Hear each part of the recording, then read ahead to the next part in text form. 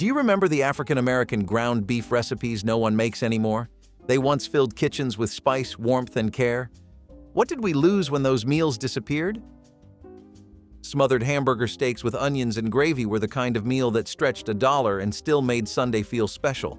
Families took plain ground beef, shaped it into thick patties, and fried them until the edges browned.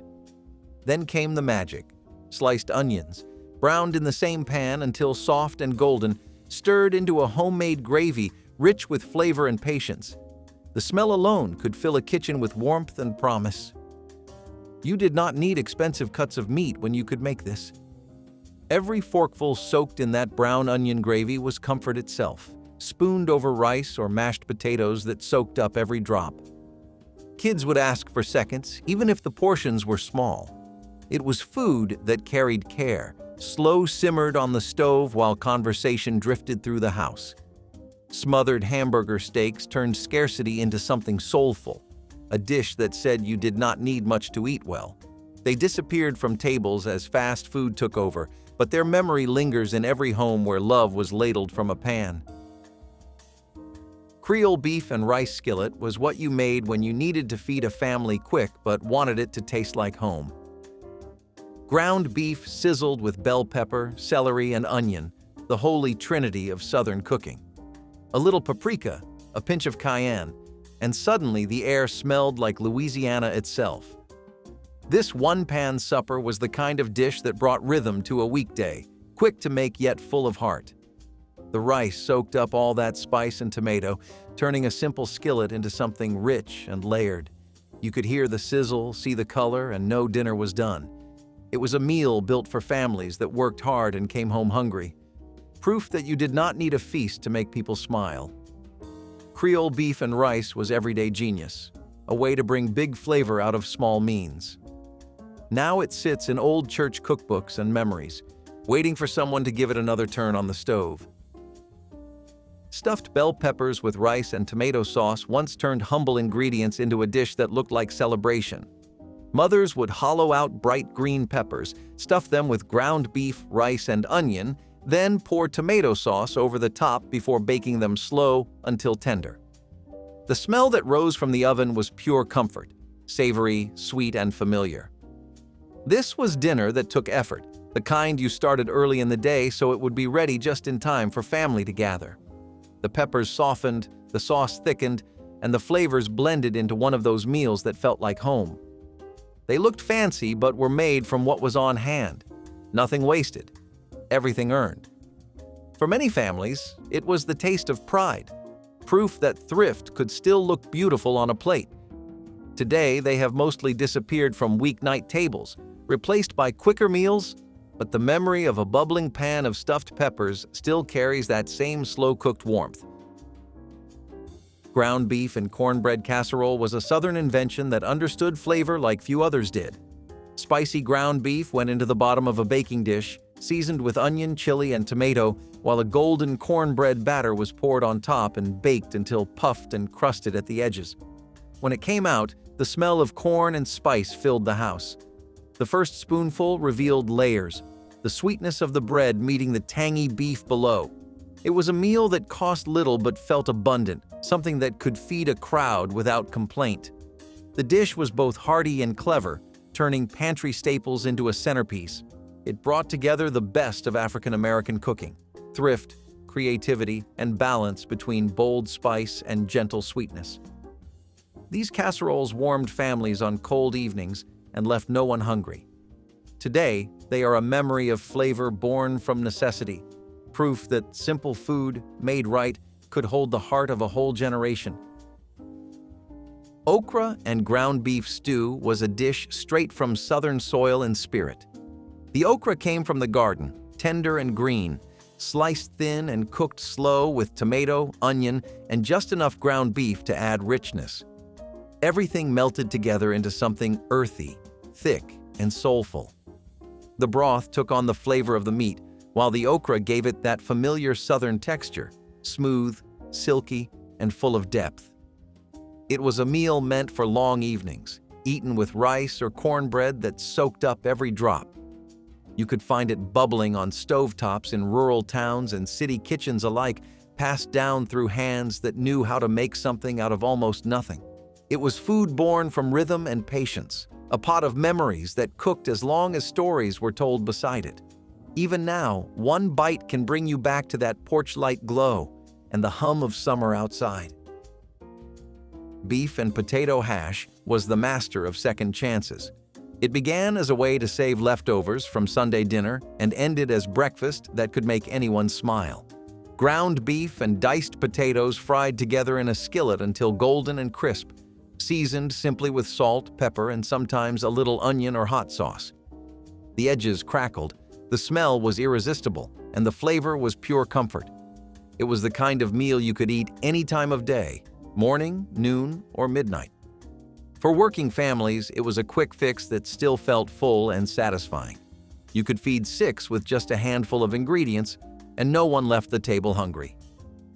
Hash was proof that waste was not in the vocabulary of a wise cook. Every bite tasted like resourcefulness and care, the kind of wisdom only learned from years of making do. The skillet did not just fry food, it told stories of survival. Sloppy Joe mix from scratch was what came before cans and shortcuts. The sauce started with tomato paste, vinegar, sugar, and a dash of mustard, all whisked together over heat until it thickened just enough to cling to the beef. When that mixture hit the skillet, it sizzled, and the air filled with the smell of tangy sweetness that drew everyone to the table. Served on soft white buns, these sandwiches were messy, simple, and perfect. They were made for gatherings, for kids laughing around kitchen tables, for hands too busy eating to worry about stains. The homemade version had a freshness that canned ones never could, a balance of flavor that came from instinct, not a label. It was one of those recipes that made a small home feel full. Before convenience became the norm, this was the flavor of care, real cooking in every sense.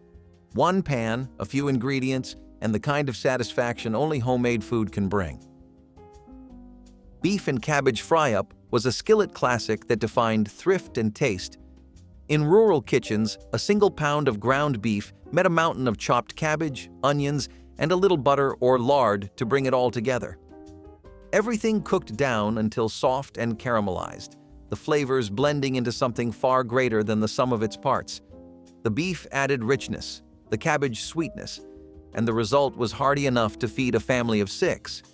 It was everyday food, fast, affordable, and nourishing. You could eat it with cornbread, rice, or just straight from the pan. The sizzle and smell felt like home, simple but full of love. This dish proved that care did not depend on wealth, but on attention and patience. It may not look like much, but it filled stomachs and hearts in equal measure. Beef and cabbage fry-up was a quiet victory on hard days, and every bite tasted like gratitude. Dirty rice with ground beef was the story of flavor traveling and staying alive. Born from Louisiana kitchens, it took the essence of Creole spice and turned it into an everyday meal. Ground beef stood in for the traditional organ meats, making it affordable and accessible while keeping that smoky, seasoned soul. The rice cooked with bell pepper, onion, garlic, and green onion until each grain shimmered with flavor. Cayenne added heat, thyme added depth, and every forkful carried the memory of the South. Dirty rice was not fancy. It was the people's food, filling, bold, and proud of its roots. It made something extraordinary out of what was ordinary, turning simple rice and beef into a dish worth remembering.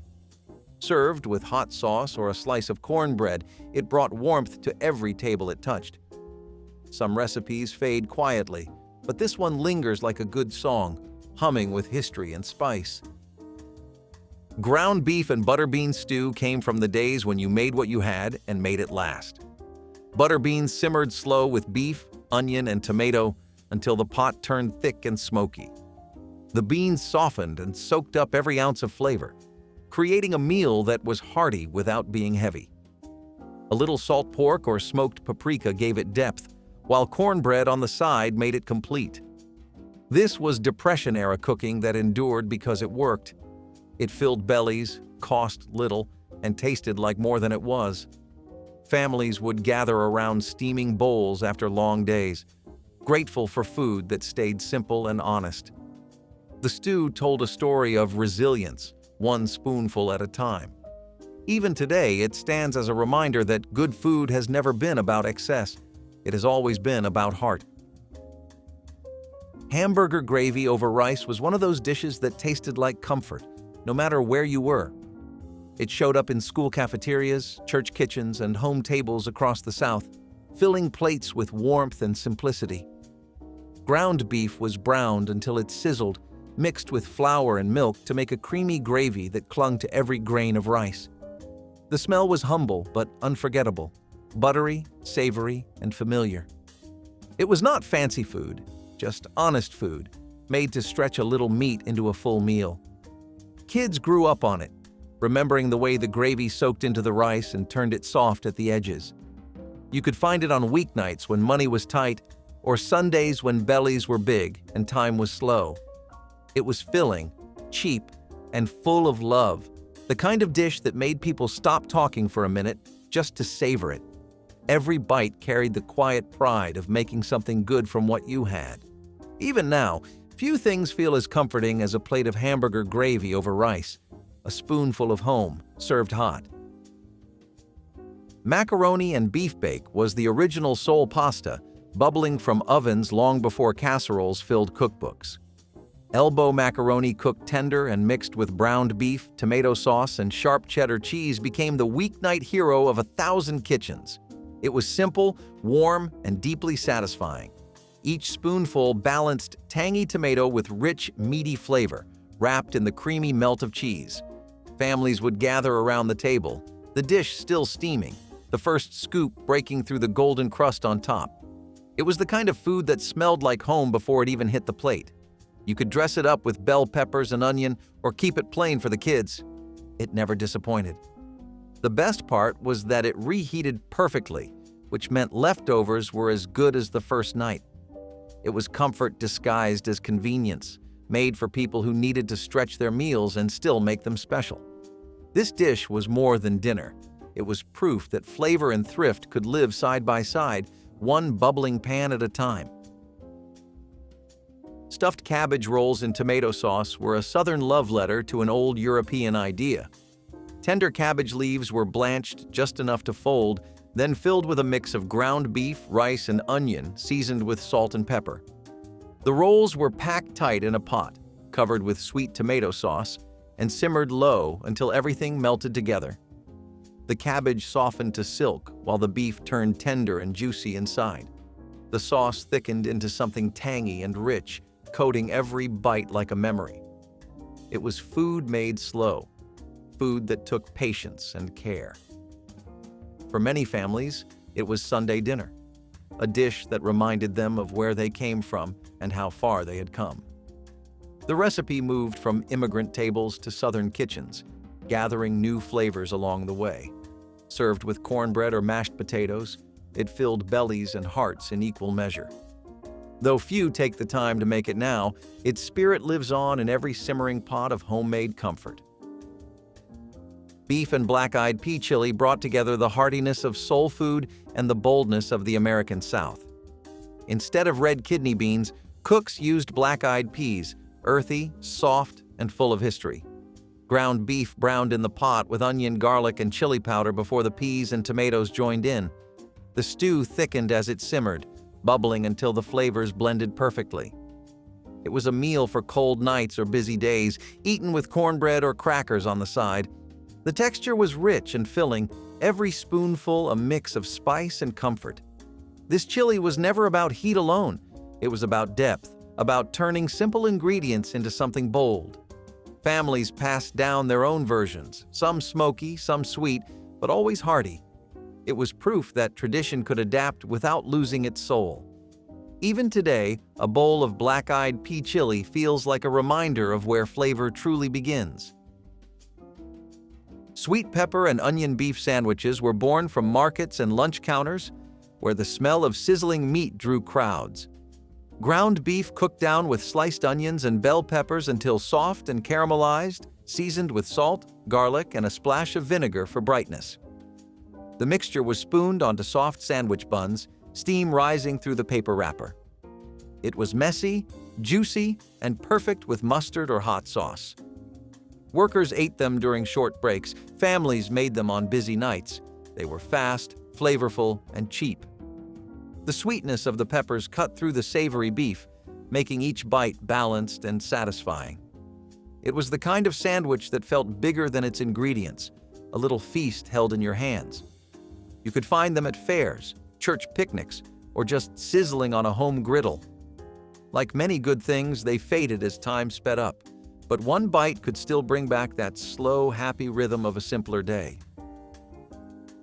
Rice-topped meatloaf cups were an invention of practicality and care.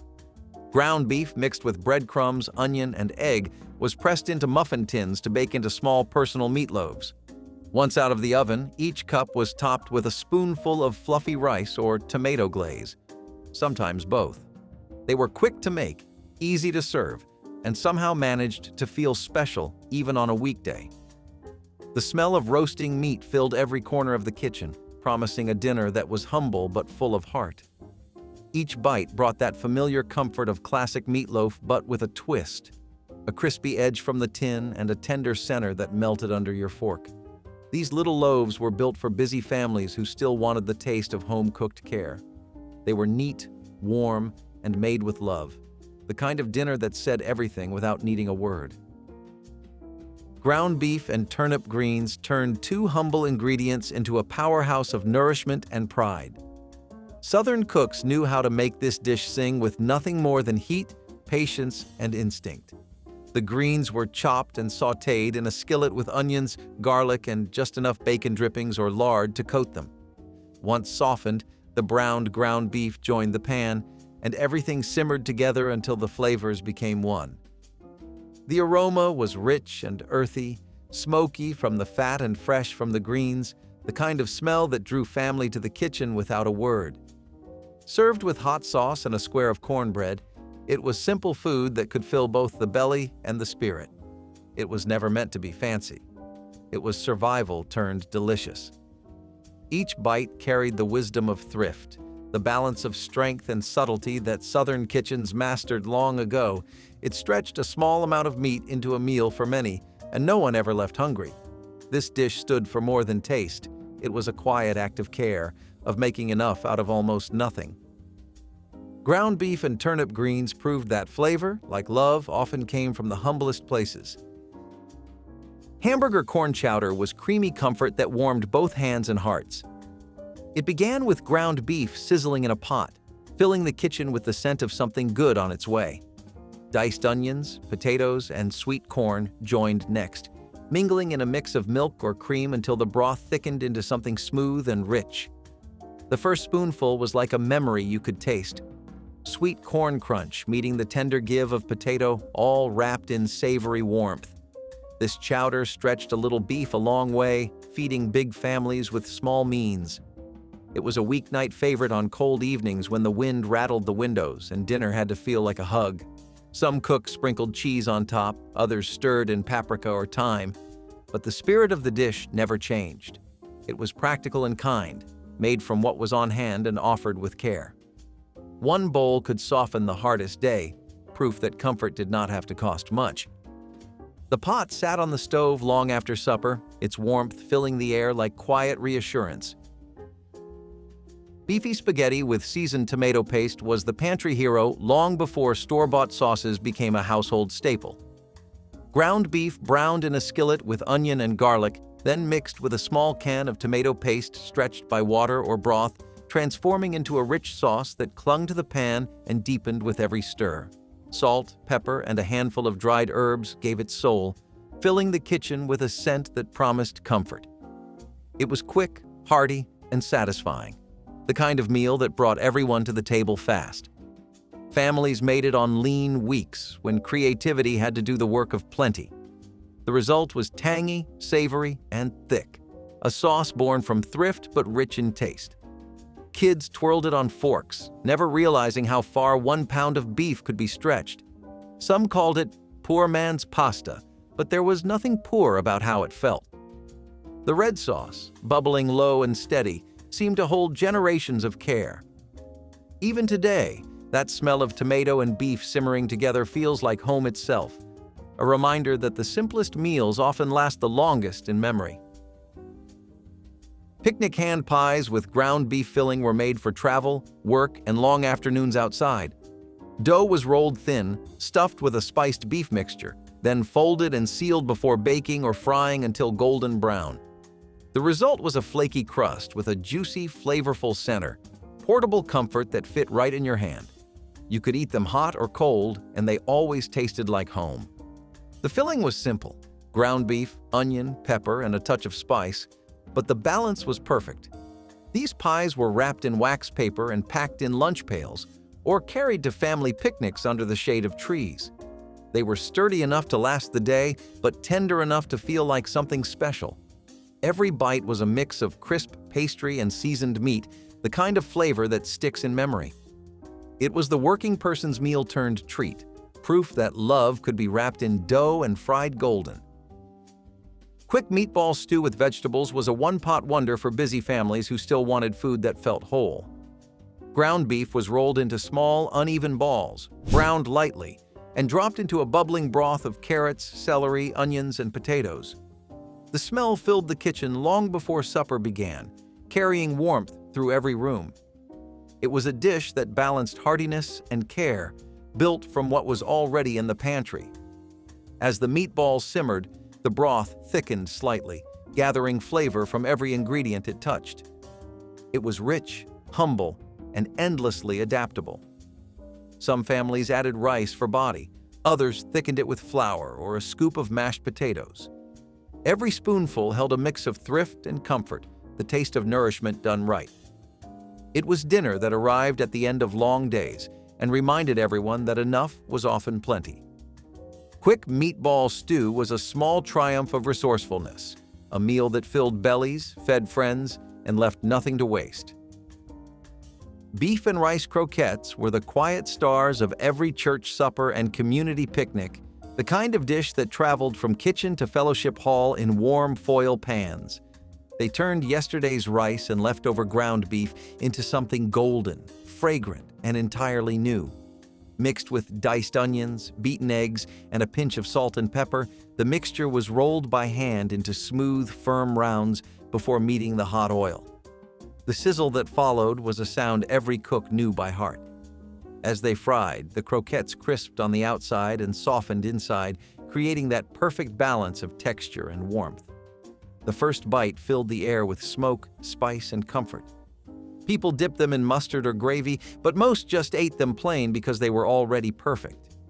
They were food meant to be shared, passed down long tables between laughter and small talk. Their smell alone could draw children into the kitchen, waiting for the next batch to come out of the pan. Every tray emptied faster than it was filled, leaving crumbs and smiles behind. These croquettes proved that celebration did not need wealth. It only needed heart, time, and a little imagination to turn simple ingredients into something worth remembering.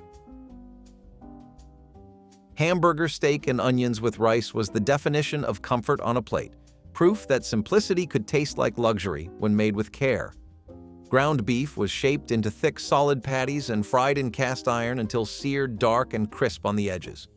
Then came the onions, sliced thin, cooked low and slow in the same skillet until golden and soft, soaking up every bit of beef flavor.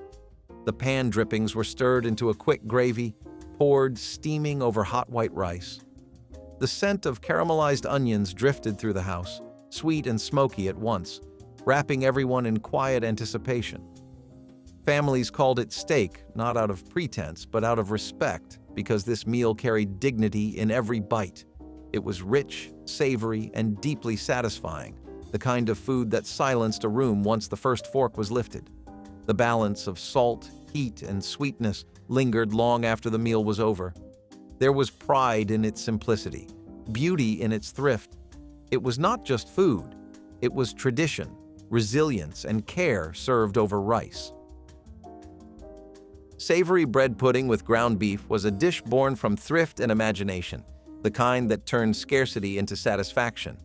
No crumb went to waste. Every stale loaf or half-eaten slice became the base for something extraordinary. The bread was torn into pieces, soaked in milk and beaten eggs, then mixed with sautéed onions, leftover gravy, and browned ground beef. Baked slowly until golden at the edges and soft in the center, it filled the house with a smell that felt like home. The crust cracked gently when you pressed a spoon into it, revealing a creamy, savory heart beneath. Each bite offered something familiar: bread that tasted like comfort, beef that grounded it, and spice that brought it to life. It was a full meal made from what others might have thrown away, a testament to both survival and skill. Families would eat it hot from the oven, sometimes with collard greens or beans on the side, grateful for food that stretched far and wasted nothing. In its warmth and simplicity, this bread pudding carried generations of quiet ingenuity, a reminder that care and resourcefulness could make even the smallest meal feel like abundance. Beef and tomato grits bowl turned breakfast into dinner and back again, a dish that blurred lines between comfort and necessity. Ground beef browned with onion and garlic was seasoned with salt, pepper, and a spoonful of tomato paste until it thickened into a rich, tangy sauce. That mixture was spooned over steaming grits cooked low with milk and butter, so creamy they almost melted on the tongue. The first bite offered both comfort and strength, a taste that seemed to hug the soul. For tired workers or busy families, it was a full meal ready in minutes but remembered for days. The tomato gave warmth and depth, the beef added heart, and the grits held it all together like memory-holding family. It was modern soul food before the term even existed, built on practicality and pride. Cooks made it with instinct rather than instruction, measuring flavor by eye and feel. There was nothing wasted, nothing fancy, just good food doing what it was meant to do. Every bowl carried a kind of quiet confidence, the knowledge that even simple meals could taste rich when made with care. It was proof that comfort did not need cost, just time, attention, and a hungry heart. Cajun ground beef jambalaya was the weeknight miracle that never failed to please. Instead of sausage or chicken, ground beef stood in proudly, making the dish quicker and cheaper without losing its fire. The flavor began with the Holy Trinity: onion, celery, and bell pepper, sautéed in oil until soft, fragrant, and golden. Rice joined the mix, turning translucent before tomato, broth, and spice were stirred in. Paprika deepened the color, cayenne brought heat, and thyme gave soul. As it simmered, the aroma filled the house with the promise of something special. The rice turned red gold, every grain coated in flavor, every bite smoky and warm. This was not restaurant food. It was life food, fast but full of love. Families ate it loud, laughing between spoonfuls, passing bottles of hot sauce across the table. It was hearty enough for winter, bright enough for summer, and always welcome. Cajun ground beef jambalaya was proof that joy could be cooked in one pot, fed to many, and never forgotten. Ground beef and lima bean pot pie was the quiet comfort that made small kitchens feel like home. Instead of pastry, biscuit dough topped the dish, soft, buttery, and golden as it baked. Beneath the crust, a thick stew bubbled with ground beef, lima beans, onions, and rich gravy. The smell was enough to pull anyone toward the kitchen, warm and meaty with just a hint of sweetness from the beans. When served, the biscuit cracked with a satisfying crumble, revealing a creamy filling that clung to the spoon. Each bite balanced texture and flavor, soft and rich, hearty but gentle. It was food made to stretch, feeding large families and leaving no one hungry. You could taste the care in it, the patience behind every stir and spoonful. It was not fancy, but it was loved. This dish told a story of resourceful cooks who turned necessity into tradition. Every serving felt like a thank you to the day's work and the hands that made it. Beef and mustard greens stir-fry was a Southern secret with a surprising twist of Asian inspiration, born from equal parts creativity and necessity. Ground beef sizzled in a hot skillet with chopped garlic, mustard greens, and a splash of vinegar that brightened everything instantly. A pinch of crushed red pepper brought just enough fire to make the dish sing. It all came together in minutes, the greens wilting and soaking up the rich, savory flavor of the beef. Served over a bed of hot rice, it managed to be bold, tangy, and deeply satisfying all at once. Every bite carried warmth, spice, and the taste of balance perfected by practice. This dish was quick and frugal, built for people who knew how to stretch what little they had and still make it memorable. It smelled like comfort, like hard work meeting reward, filling kitchens with the sound of sizzling success. There was pride in every pan, a kind of quiet victory only home cooks understood. It was proof that the simplest combinations, handled with care and confidence, could become something unforgettable. Proof that soul food and ingenuity were always the best seasoning of all. Hamburger and egg scramble was breakfast for those who refused to waste even a crumb. Leftover ground beef from last night's dinner met whisked eggs, diced onions, and sometimes potatoes in a single skillet that never stayed cool for long. As it fried, the mix sizzled with life, a smell so warm it felt like comfort itself. The eggs soaked up every bit of beef flavor, turning soft and golden as the onions turned sweet. It was a full meal before the day had barely started, hearty enough to carry a worker through until noon. Served with toast, hot sauce, or leftover grits, it was food made from instinct and gratitude. Every family had its own twist, but the heart of it was the same. Stretch what you have, feed who you love, and waste nothing. The scrape of the spatula and the smell of frying meat were familiar sounds of morning. It was the taste of thrift and tradition, served with pride straight from the pan. Molasses-glazed meatballs were sticky, sweet, and unforgettable, a proud staple of church potlucks and backyard cookouts during the 1970s. Ground beef was rolled by hand into tender rounds, browned carefully, and then simmered in a rich glaze of molasses, mustard, and vinegar. The sauce thickened slowly, dark and glossy, clinging to each meatball like syrup catching sunlight. The flavor was a dance. Sweetness first, then the smoke of the beef, followed by a tang that left you wanting more. Served warm over rice or speared with toothpicks, they were food meant to gather people, to make a table feel full and joyful. The shine on them was more than just glaze. It was pride, a reflection of care and craft. These meatballs carried memory in every bite, from kitchen laughter to gospel songs heard through open windows. They were food made to be shared, to remind everyone that a little sweetness could turn any meal into a celebration of community and love. Turnip and potato hash was a skillet meal that worked wonders when meat was scarce or simply unavailable. Families would dice turnips and potatoes, fry them together in drippings or lard, and season them with onions, salt, and pepper. The combination produced a dish that was both hearty and inexpensive, making it a frequent breakfast or supper in households trying to stretch limited supplies. Turnips were especially important because they were cheap, easy to grow, and available in gardens or local markets. Blended with potatoes, they created bulk without requiring meat to make a plate feel substantial.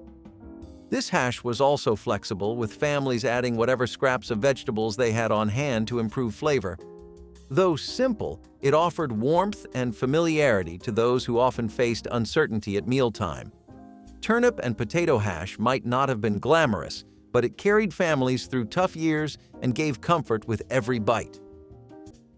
Wild plum chutney offered a burst of tart sweetness when sugar was scarce and fruit trees grew untended along plantation edges.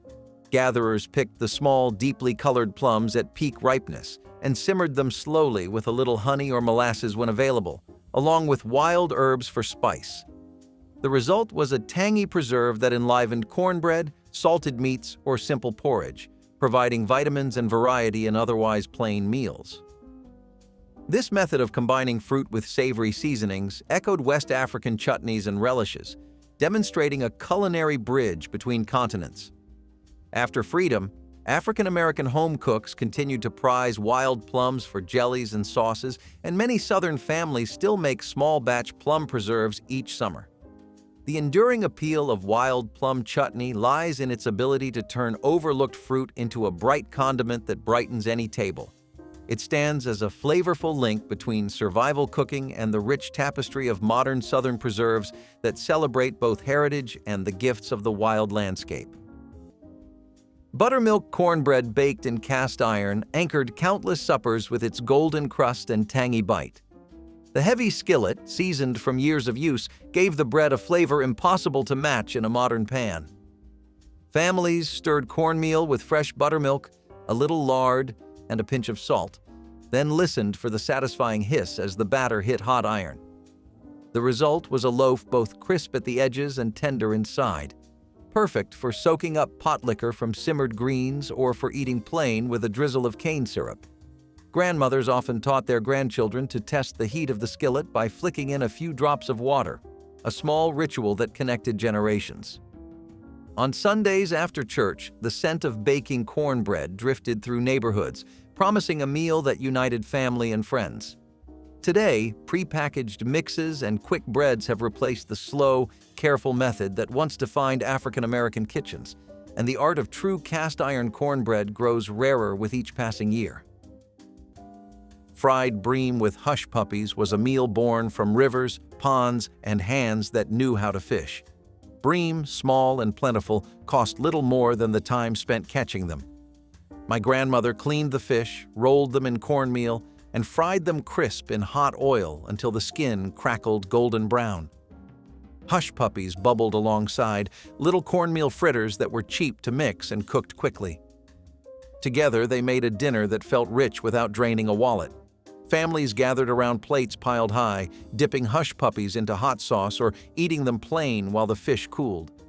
The taste was pure Southern tradition, simple, salty, and tied to the land and water. In the 1960s, when grocery stores were expensive, fishing poles and cast nets provided meals for families who had little to spare. Fried bream with hush puppies was more than food. It was a reminder of resourcefulness and community, where the catch of the day fed everyone at the table. Corncob jelly turned what most people threw away into a shimmering golden spread that brightened plain breads and biscuits. After kernels were cut from the cob for other uses, the remaining cores were boiled for a long time to draw out natural starch and pectin. The liquid was strained, sweetened with a modest amount of sugar or honey when available, and cooked again until it thickened into a soft jelly with a delicate corn flavor. Enslaved cooks perfected this transformation, ensuring nothing went to waste and every scrap contributed to nourishment. Long after emancipation, rural homesteaders and Depression-era families embraced corncob jelly as a thrifty delicacy, and it still appears at Southern craft fairs and heritage festivals. The gentle sweetness and faintly toasted aroma offer a taste of memory and ingenuity. Corncob jelly proves that culinary creativity can turn the most humble remnants of the harvest into something beautiful, a spread that honors the perseverance of those who found flavor and comfort in the very parts of the plant others overlooked. Cornmeal batter cakes were one of the simplest meals that could appear on a Southern table, and they carried generations of tradition within them. Families would take cornmeal, water, and sometimes a pinch of salt, stir it into a thin batter, and fry it on a hot griddle until crisp at the edges. They were plain, but they filled stomachs and could be eaten with molasses, honey, or drippings if there was any to spare. For children heading to school or workers starting long days in the fields, these cakes offered quick energy without costing much. Cornmeal was one of the most dependable ingredients because it was cheap, easy to store, and produced in abundance across the South. A few scoops stretched further than wheat flour, and it did not require yeast or fancy preparation. Cornmeal batter cakes might have been plain, but in households facing hunger, they meant survival and warmth. They were a food that held families steady when little else did. Homemade cane. Syrup drizzle once gave biscuits and pancakes a dark, smoky sweetness unmatched by refined sugar. Families would harvest sugarcane, crush the stalks, and boil the juice in large iron kettles until it thickened into a rich amber syrup. The work was hot and sticky, often stretching from dawn until late night, but the reward was a flavor that defined Southern breakfasts and holiday treats. Children watched the bubbling kettles with wide eyes, waiting for a chance to taste the warm syrup on a fresh biscuit. Neighbors often shared the labor and the finished product, turning the syrup making into a community event as well as a culinary one. Over time, industrial sweeteners and store-bought syrups replaced the careful craft, and the knowledge of how to coax sweetness from cane faded with older generations. For those who remember, a spoonful of homemade cane syrup is more than a taste. It is a memory of family unity, hard work, and the sweetness that perseverance can bring. Fried rice with scrambled egg was the kind of supper that could be made out of almost nothing but still managed to feel hearty. Leftover rice was saved from the night before, reheated in a skillet with a little oil or lard, and then combined with scrambled egg to add richness. My grandmother would sometimes add chopped onion or green pepper if the garden allowed, but the dish stood strong even without extras. The rice fried up golden, the egg binding it together into something more than scraps. A dash of salt and pepper finished it, though hot sauce often appeared at the table too. What amazed me was how it transformed simple grains into a filling plate that stretched across a family without breaking the budget. The meal carried warmth and thrift in equal measure, reminding everyone that dinner did not need meat to be satisfying. In the 1960s, fried rice with scrambled egg was not fancy, but it was dependable, the kind of dish that fed children and adults alike with just enough to keep spirits steady. Stewed oxtails with rice gravy brought deep flavor and slow-cooked richness to Sunday tables across many African American communities. Oxtails, once inexpensive and overlooked, were browned in heavy pots and then simmered for hours with onions, garlic, and spices until the meat turned buttery soft. The braising liquid thickened into a silky gravy that clung to each grain of rice, creating a dish that was equal parts comfort and celebration. Families saved this meal for weekends when everyone could gather because patience was essential and conversation flowed while the pot worked its magic. Children sneaked tastes from wooden spoons, drawn by the savory aroma that filled the house from morning until evening. The humble tale, once discarded by butchers, became a centerpiece of pride and ingenuity. Today, rising prices and faster cooking habits mean fewer people take the time to coax such tenderness from a simple cut of beef, but those who remember the meal speak of it as a perfect union of thrift, skill, and the slow rhythm of family life. Maypop fruit mash turned the wild passion fruit of the American South into a rare dessert filled with tropical fragrance. Known as maypop for the sound of its hollow fruit when stepped on, this native vine produced aromatic yellow fruits that ripened in late summer. Enslaved foragers gathered the fruit, split the rinds, and scooped the bright pulp into a bowl with a drizzle of molasses or honey when such sweeteners were at hand. The result was a naturally tangy treat that needed no cooking and provided a burst of vitamins. The flavor, a cross between citrus and melon, delighted anyone lucky enough to taste it. Even after emancipation, rural families prized maypops for jellies and pies, and the plant remains a cherished wild edible across the Southeast. Maypop fruit mash preserves a memory of fleeting seasonal abundance and the creativity that transformed wild gifts into moments of celebration, proving that even in the harshest circumstances, people found ways to enjoy the bright, unique flavors offered freely by the natural world. Catfish stew was a hearty dish that brought riverside living directly into the kitchen. Catfish was plentiful in southern waters and could be caught by hand or with simple nets, making it accessible to families with little money.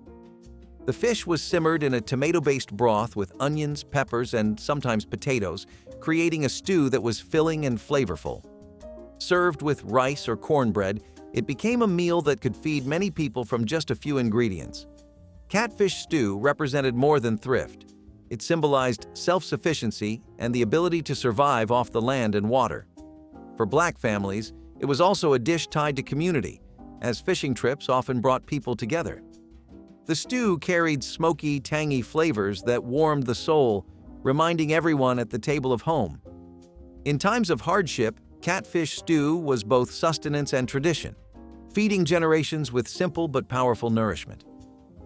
Burdock root stew speaks to the deep botanical knowledge carried by African cooks who could read the land for nourishment even when fields were bare. Burdock, a hardy root with a flavor similar to earthy artichoke, grew wild along fence rows and shaded ditches where other crops refused to thrive. Gatherers dug the long tap roots with simple hand tools, scrubbed them clean, and sliced them thin before simmering them for hours with any garden greens or herbs that might be on hand. The slow cooking softened the root into a tender base for a broth that was both filling and rich in minerals. This practice echoed African and indigenous traditions of using wild roots as a staple during lean times. After emancipation, burdock continued to appear in rural foraging guides and folk remedies, admired for its subtle sweetness and sustaining qualities. Today, herbalists still value burdock for its nutrients, reminding us that what once served as a quiet survival food remains a symbol of resourcefulness and a connection to the untamed landscape of the American South. Tell us which forgotten beef dish you'd revive, and don't forget to like, comment, and subscribe before the skillet stops sizzling.